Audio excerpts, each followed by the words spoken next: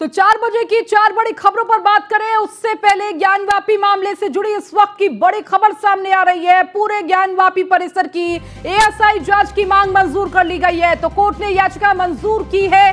22 मई को इस पर सुनवाई होगी। हिंदू पक्ष ने वाराणसी जिला कोर्ट में दायर की थी याचिका और देखिए इस याचिका को मंजूर कर लिया गया है। कोर्ट ने इस याचिका को मंजूर करते हुए 22 मई की तारीख दी है जिस दिन इस पूरे मामले पर इस याचिका पर सुनवाई होगी। तो हिंदू पक्ष की तरफ से ये याचिका डाली गई थी जिसमें पूरे ज्ञानवापी परिसर की एएसआई जांच की मांग की गई थी और इसी मांग को लेकर हिंदू पक्ष ने कोर्ट का रुख किया था और याचिका अब कोर्ट के द्वारा मंजूर कर ली गई है। तो वाराणसी जिला कोर्ट में ये दायर याचिका को मंजूर कर लिया गया है। 22 मई को इस पूरे मामले को लेकर इस याचिका को लेकर सुनवाई होगी। तो देखना होगा कि हिंदू पक्ष अब इस सुनवाई के दौरान क्या कुछ दलीलें रखता है, एएसआई सर्वेक्षण को लेकर क्या बातें रखी जाती हैं और उसके काउंटर दलीलें क्या होती हैं, ये देखना होगा। और अधिक जानकारी के साथ हमारे संवाददाता संतोष ओझा हमारे साथ जुड़ चुके हैं। संतोष, देखिए ज्ञानवापी से जुड़ी यह खबर आ रही है जहां एएसआई सर्वेक्षण को लेकर जो याचिका हिंदू पक्ष ने डाली थी उसे मंजूर कर लिया गया है। अब नजर 22 मई पर है जब इस पूरे मामले पर सुनवाई होगी। देखिए, निश्चित तौर पे ये एक बड़ी कार्रवाई कही जाएगी या ये कहा जा सकता है कि बड़ा कदम होगा।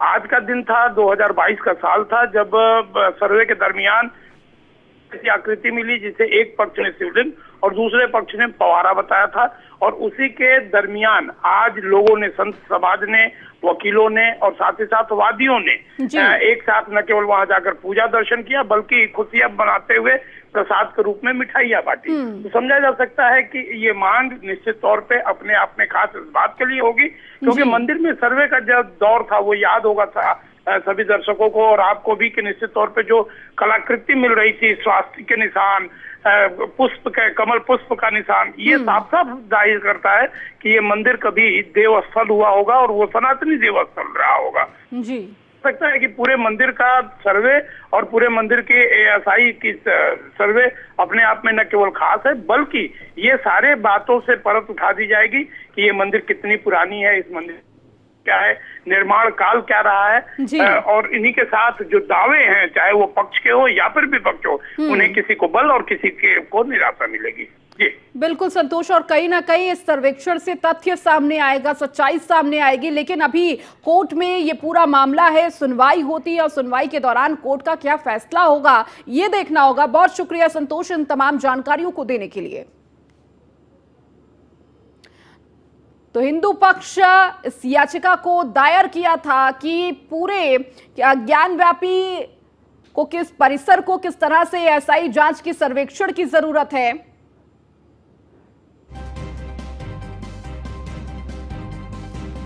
तो हमारे साथ हिंदू पक्ष के वकील विष्णु शंकर जैन हमारे साथ जुड़ चुके हैं। विष्णु जी, बहुत स्वागत न्यूज़ 1 इंडिया पर। कोर्ट के द्वारा जो एएसआई सर्वेक्षण करने की मांग की गई थी, जो आपने याचिका डाली गई थी, वो कहीं ना कहीं कोर्ट के द्वारा मंजूर कर ली गई है। 22 मई को इस पर सुनवाई होनी है, क्या उम्मीद है? देखिए, पूरी उम्मीद है कि इसमें माननीय न्यायालय न्याय करेगा और अप्रोप्रिएट ऑर्डर पास करेंगे। इसका कारण ये है कि हमारी लीगल रिसर्च बहुत स्ट्रांग है। सीपीसी में ऑर्डर 26 रूल 10 में साइंटिफिक इन्वेस्टिगेशन का प्रोविजन है। इंडियन एविडेंस एक्ट की सेक्शन 45 भी एक्सपर्ट ओपिनियन लेने की मांग करती है। साथ ही साथ सेक्शन 75 ऑफ सीपीसी भी इसकी इजाजत देता है। तो जो इस तरह का कॉम्प्लिकेटेड केस है, यहाँ पे बहुत सारे मिलियंस ऑफ ईयर्स ओल्ड चीजों की हम बात कर रहे हैं, सभ्यता और संस्कृति की बात कर रहे हैं। और आज जो आप तथाकथित ज्ञानवापी मस्जिद देखेंगे, उसका जो वेस्टर्न वॉल है वो चीख चीख के बात कह रहा है कि एक हिंदू मंदिर का भग्नावशेष है। जो 3 गुंबद है उसके नीचे आज भी हिंदू मंदिर के कटे हुए शिखर मौजूद है और साथ ही साथ जो नीचे पिलर मिला था हम लोगों को कमीशन की कार्रवाई के दौरान, वो हिंदू मंदिर के पिलर है। तो इसीलिए इसकी बहुत जरूरत है इस थ्योरी को नकारने की कि औरंगजेब ने यहाँ पे कोई फ्रेश कंस्ट्रक्शन नहीं किया। ऑलरेडी जो प्री एग्जिस्टिंग हिंदू मंदिर का कंस्ट्रक्शन था उसी को मस्जिद के रूप में यूज किया जा रहा है और एएसआई से अच्छी कोई एक्सपर्ट बॉडी नहीं है इस बात को क्लैरिफाई करने के लिए।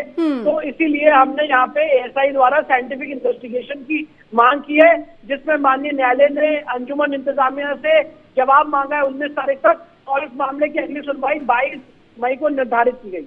जी, इसके साथ ही विष्णु जी, क्योंकि आप सबकी नजर 22 मई को है और आपने तमाम दलीलें भी रखी और यही दलीलें आप कोर्ट में भी रखते हुए नजर आने वाले हैं, क्या लगता है कोर्ट का रुख क्या होगा इस पूरे मामले को लेकर? क्योंकि देखिए इस पूरे मामले को लेकर काउंटर दलीलें भी दी जाएंगी। देखिए, मैं एक बात कहना चाहता हूँ, अपनी भाषा, अगर अपनी बात को सिंपल भाषा में समझाऊं, कोई क्रिमिनल केस अगर होता है मर्डर का या जितनी भी चीजें, तो क्या उसमें फोरेंसिक इन्वेस्टिगेशन नहीं होता है? जी, क्या उसमें बैलिस्टिक रिपोर्ट नहीं आती है, डीएनए एनालिसिस नहीं होता है, सैंपल नहीं मांगा जाता है? तो एक्सपर्ट ओपिनियन तो हर एक केस का सबसे मजबूत चीज होती है, चाहे प्रोसिक्यूशन हो चाहे डिफेंस हो।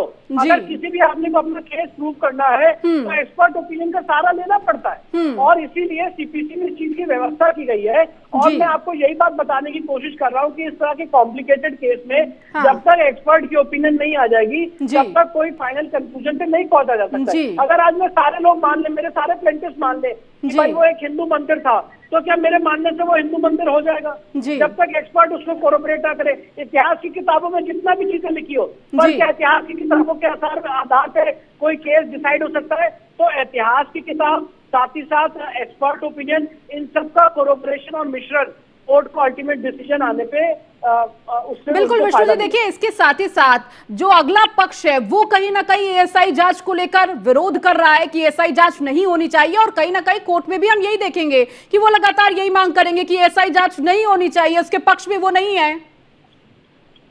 हाँ, देखिए, अब देखिए, जिसकी लड़ाई में सच्चाई है, हम तो ये चाहते हैं इससे तो क्लियर हो जाएगा ना, अगर एएसआई जांच होती है तो क्लियर हो जाएगा कि आखिर चाहे आपका सच हो चाहे उनका सच हो। बिल्कुल, इसी में ये कहना चाहता हूँ कि किसी को जांच से नहीं भागना चाहिए। अगर कोई क्रिमिनल लॉ में कोई अपराधी होता है तो कोर्ट क्या कहती है कि आप इन्वेस्टिगेशन में कॉपरेट करिए, चाहे बड़ा से बड़ा आदमी। लोग यही कहते हैं, कोर्ट ये कहते हैं कि इन्वेस्टिगेशन में कॉपरेट करिए, और इन्वेस्टिगेशन में जो इन्वेस्टिगेटिंग टीम रिपोर्ट देगी आपको उसको मानना पड़ेगा। तो वैसे ही सिविल लॉ में ये एकदम सिंपल सिद्धांत है कि जब तक इसकी जांच नहीं होगी तब तक सत्य बाहर नहीं आएगा, और जिसकी लड़ाई में सच्चाई है वो अपनी एएसआई रिपोर्ट तक की बात रखेगा, और एएसआई एक निष्पक्ष ओपिनियन देगी कोर्ट में। जी, ठीक है विष्णु जी, बहुत शुक्रिया हमारे साथ जुड़ने के लिए। और देखिए जो सच्चाई होगी, विष्णु जी ने भी यही कहा कि जो सच्चाई होगी वो निकलकर सामने आएगी, एएसआई जांच होनी चाहिए, और कहीं ना कहीं यही दलीलें हम रखेंगे कि किस तरीके से ये एएसआई जांच जरूरी है ताकि ये जो पूरा केस है वो क्लियर हो सके।